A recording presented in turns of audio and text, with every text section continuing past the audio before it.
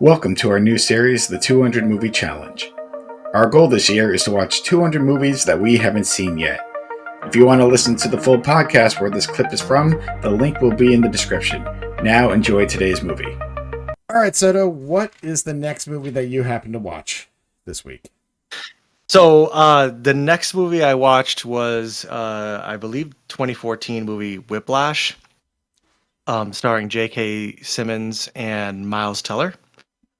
And I'm gonna tell you right now, this is my number one movie that I've seen this entire year. So you're instantly putting it at number one.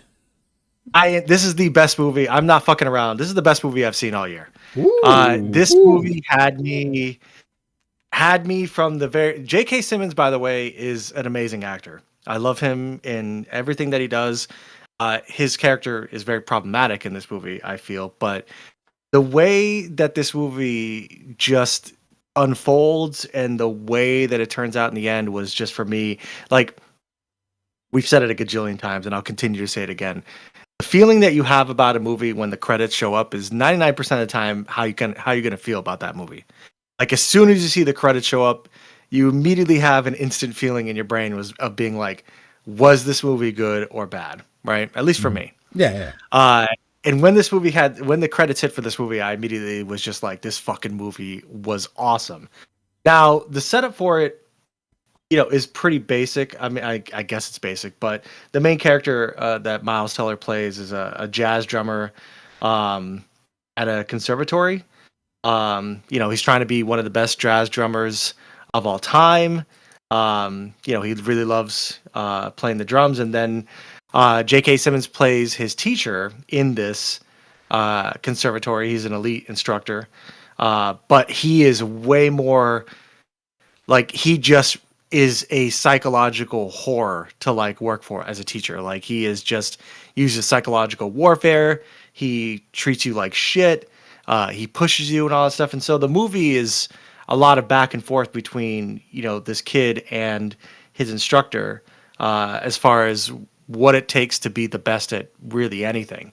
And as the movie goes along, you're just like, J.K. Simmons' character is just this fucking absolute asshole and is terrifying as a music teacher. But the way that the movie unfolds and then the ending, dude, like the last 10 minutes of this film, like, I was so enthralled with what was going on and just the evolution of this kid's character at the end, and then the evolution of the teacher and what he was trying to do this whole time.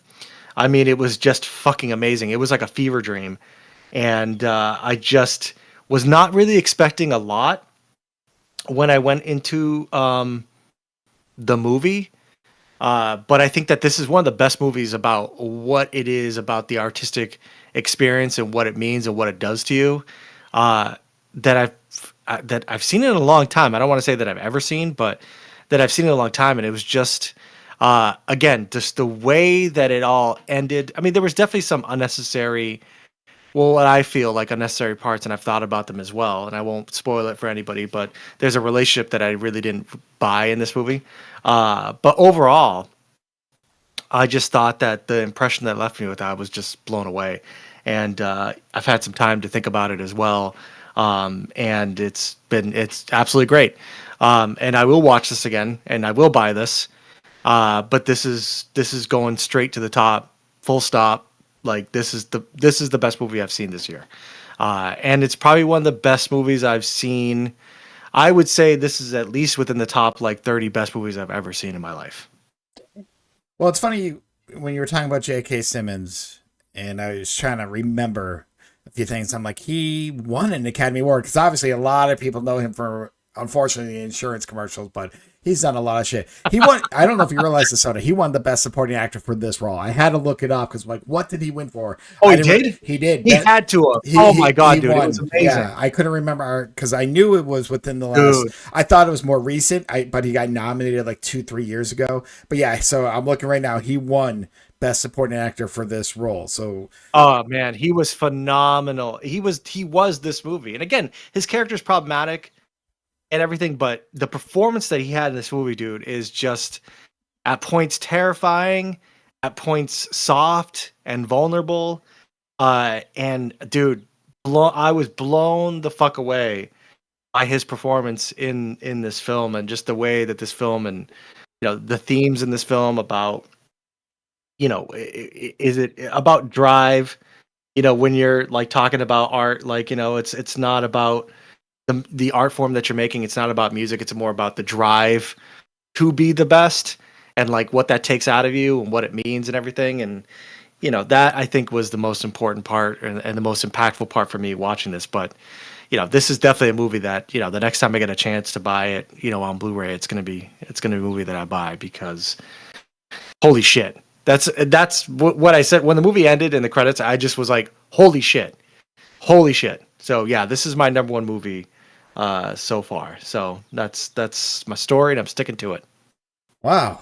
Beats Godzilla -1. But Soto, I gotta throw this out here. Who would have thought Yeah. when we started this project? Now I know we're only 4.5, almost 5 months in, 4 months in, whatever. So I know there's Yeah. still a lot more movies, but our two number one movies are Whiplash and Amelia Perez. Who would have thought? Both Oscar movies. Yes. They're both Oscar movies. And I would say one should have won more, but I'm not going to get into that controversy again. But yes, they are both Oscar winners and both good movies. But yes, I just think when we started this, we were like, we'll watch some movies and we'll see what happens. So I just like, man, because Lawrence of Arabia, you watch, which is a classic, which I enjoyed it. Oh yeah, nothing wrong with it. I'm just like, but these two movies that, within the last 10 years, see, we've missed a lot. So I'm glad we're catching up. Dude, I've missed so much, and again, thank God for the streaming services that we have. We make fun of disconnecting from cable, but now I have 18 streaming services, and I keep saying that, it's free on Netflix. But thank God, because they'll come in and just be like, hey, this movie, and I'm like, oh shit, I haven't even thought about this movie, and then I just hit play, and I'm just surprised, because I had seen TikToks and memes of Whiplash, many times. But I never sat down and watched it. And I sat down, and it was just a very visceral experience. And again, these are the kind of movies, and I think you're probably trying to make this point too, is that you run across a movie like this, and this is why we're like, okay, now we're catching up on the stuff that we should have, this whole time. So, because in 2014, I had no fucking idea about this movie. Fucking 2014, are you kidding me? I don't think I even moved into my apartment until 2015. So no, my brain was definitely nowhere near this movie. But movies find you when they're supposed to find you, and I'm happy that this one found me at this time.